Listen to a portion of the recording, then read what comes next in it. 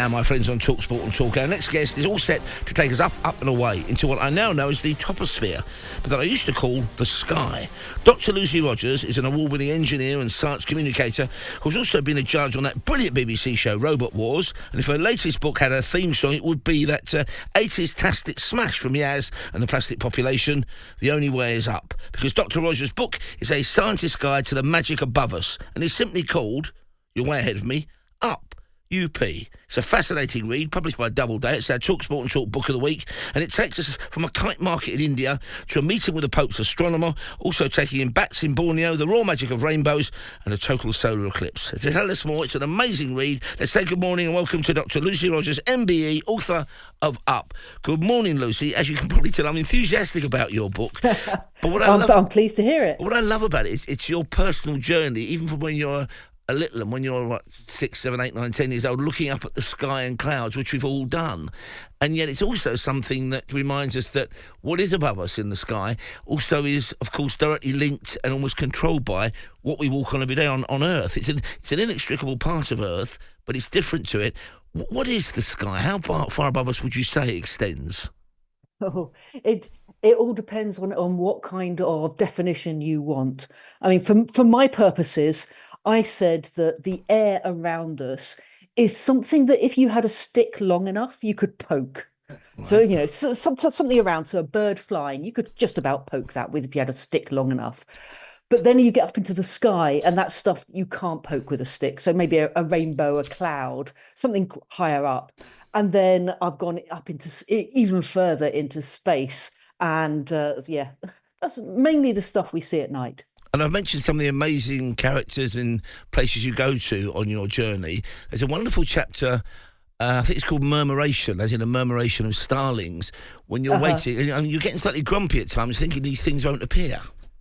Yes. Yeah. It's like, oh, come on, I'm here now. I've been waiting for a long time. I'm getting cold.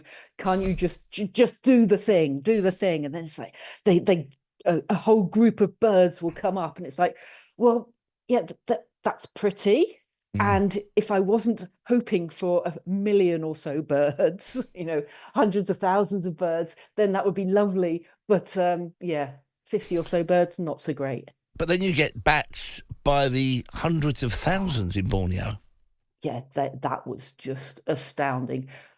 No matter how it was explained to me before. So that there's, in the UK, if we see 20 bats in one evening, then that's really quite exciting. And I was always curious as to why you'd see cartoons and there'd be hundreds of bats coming out of a castle, spooky cartoon. And I think, well, no, they don't do that. But apparently they do. So yes, this cave in Borneo, over 2 million bats live in this same cave and they all come out. And it's just like streamers across the sky. It's amazing. And I never knew until I read your book that the Pope, the Supreme Pontiff, had an astronomer. And they've also got an amazing collection of asteroids inside the Vatican or inside a museum there. Yeah, they've got an observatory and they actually do good science. Now, one of the fascinating things about the book is that there are still things that we've discovered relatively recently about the sky, but also there are things that have kind of inextricably linked with the human experience because of the beauty of it and because of the way it's been constantly inspirational to us. And I wonder if that's happening again, in your opinion, because of the understandable fascination with Artemis 2 and the fact that we're sending people back up into space again and they're coming back. Because your previous book, I think, was about exactly that, wasn't it? It was about almost space exploration, engineering. Yes, it was called It's Only Rocket Science, an Introduction in Plain English. And it was, how do you design a rocket and how do you get it into space and how does it stay there?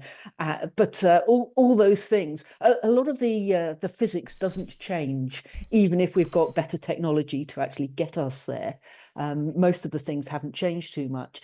But it was great. I was talking to, I've got a young friend and she was in the pub the other night with her friends, and she sent me a photo of they're watching NASA TV.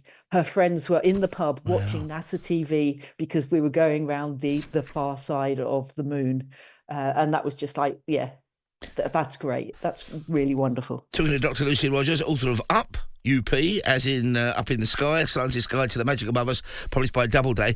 It wasn't until I read your book as well that I realised how unquestioning I am. That's why I've never been a scientist, because, I never really wondered why the skies go red, at the night or in the morning until I read your book. There's a wonderful chapter about that, which is Hues in the Heavens, Optical Phenomena, Red Skies and Rainbows.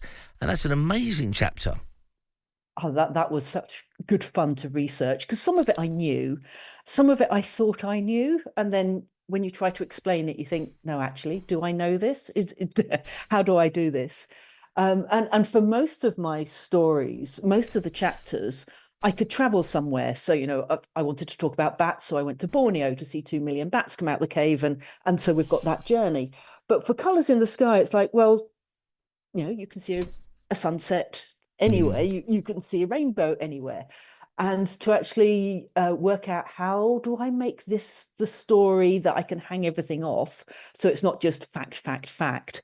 I realized that the artist John Constable had painted a lot of skies, and he knew what was going on, and so his rainbows are the correct way round, the colors are all correct. And so actually to see what he saw and what he put in his paintings, and what people must have actually been aware of when we all spent a lot more time looking up, because we depended on it.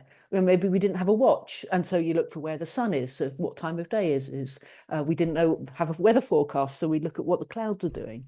And so we were a lot more in tune a few hundred years ago with what's going on in the sky. And that really resonated with me, because I read the book just before the weekend, at the weekend, and it only runs for a week, folks. And if you're anywhere near London, do yourself a favour. On at Tate Britain is a Turner Constable exhibition, and one wall was completely covered in some of his sketches and studies of clouds. And again, it's that thing, I've seen these every day of my life, I'm fascinated by them. That sense of this, every sky you see is unique, I'm never going to get that magic moment back. And you capture that perfectly in the book, as you do about the joys of kite flying, which is where I'd like to end. Now, there's been a bit of an upsurge recently in people interested in ballooning. You see magical kite displays. In India, it seems like a religion. Yes, it is part of their festivals. And so, they're out there kite flying.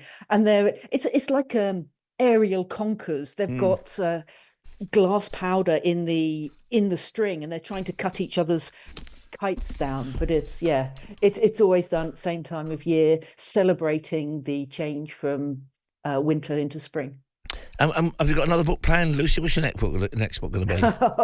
I'm gonna let this one settle for a while, I think. It's a brilliant read. It's called Up, A Scientist's Guide to the Magic Above Us by Dr. Lucy Rogers, published by Doubleday, TalkSport and Talk Book of the Week. And we're live this morning, my friends, till 5. Huge thanks to Lucy Rogers.